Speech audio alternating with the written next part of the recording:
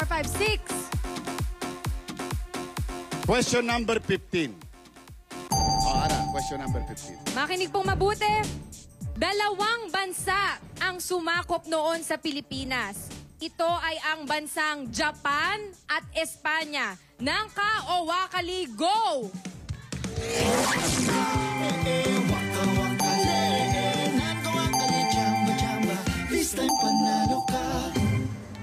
Ayun na nga. Ayun na.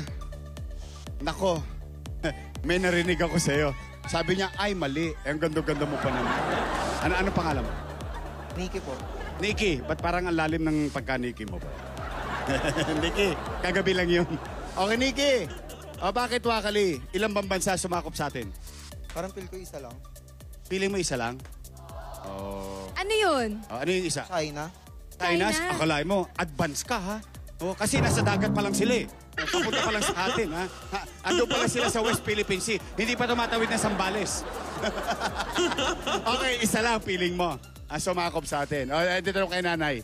Ara, ako may tatanungin din ako mamaya. Si nanay, tanongin mo si nanay, ilang bansa sumakop sa atin? Ay, eto si Nanay. Nanay, ilang bansa po bang sumakop sa Pinas? Yun po, yung dalawa na po.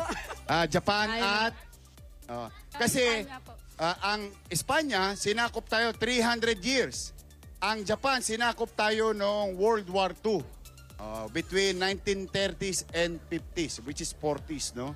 Medyo malapit na. Ito, tatanungin ko ngayon, tupad. Ilan ba sumakop sa atin? Tatlo po, Yorme. Oy, ano yun? Nag-aral Ay, ng mabisa Yorme. to. Sino-sino? Japan. Japan. Wait lang po. Nakalimutan. Ano? Japan. Kaya mo yan? Amerika. At saka po yung ano po kasi... Espanya. Espanya. Spain. Po. Hindi, yung Espanya nasa Maynila, nandun sa Rotonda eh. Espanya nasa abot mo. Espanya. Opo. Dahil dyan, tupad! Tama ka! Ang tamang sagot ay wakali! Tama ka, Niki!